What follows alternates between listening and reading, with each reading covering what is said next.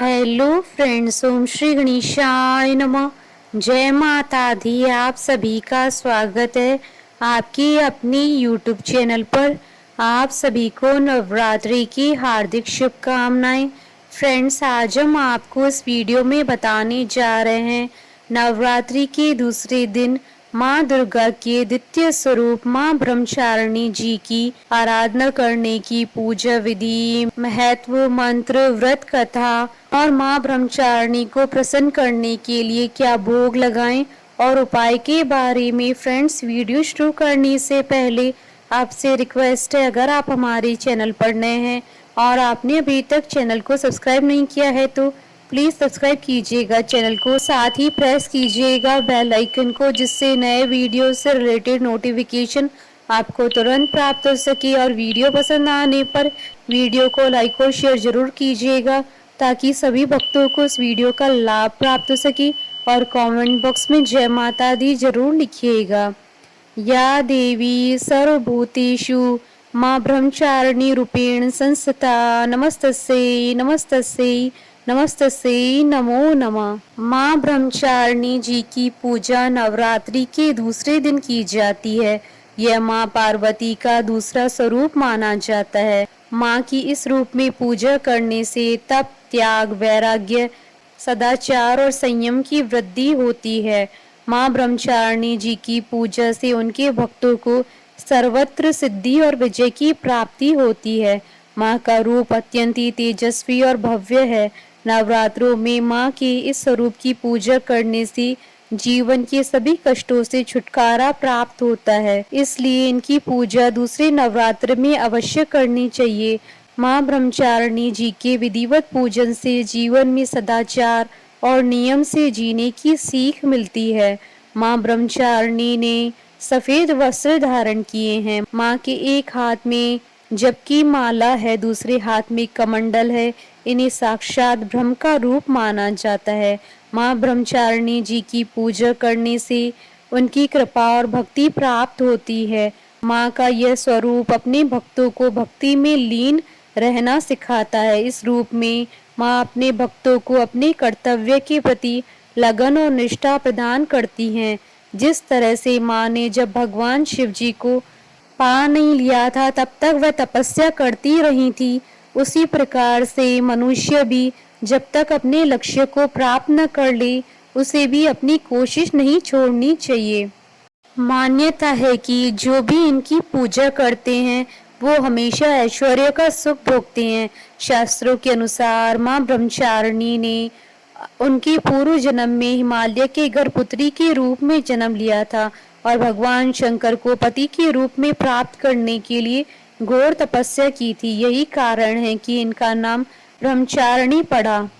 Friends, अब आइए जानते हैं माँ ब्रह्मचारिणी की पूजा करने की विधि के बारे में।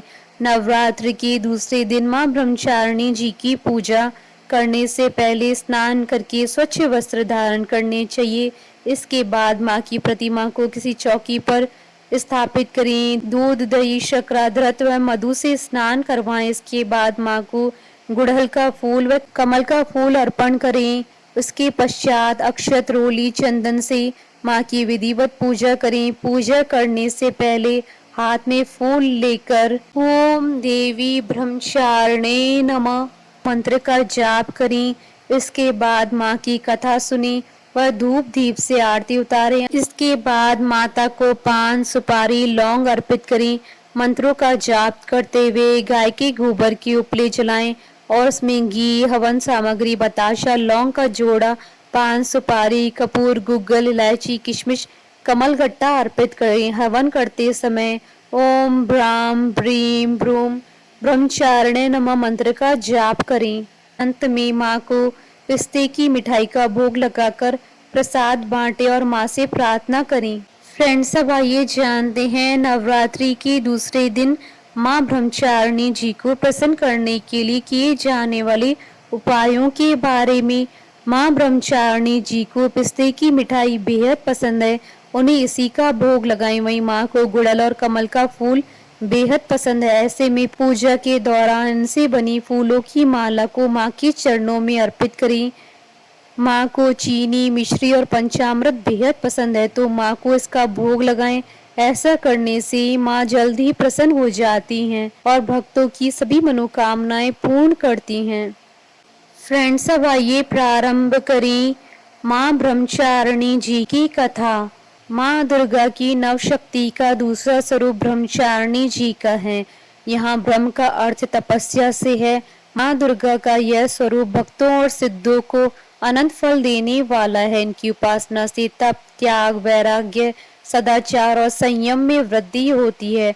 ब्रह्मचारिणी का अर्थ तप की चारणी यानी तप का आचरण करने वाली हैं।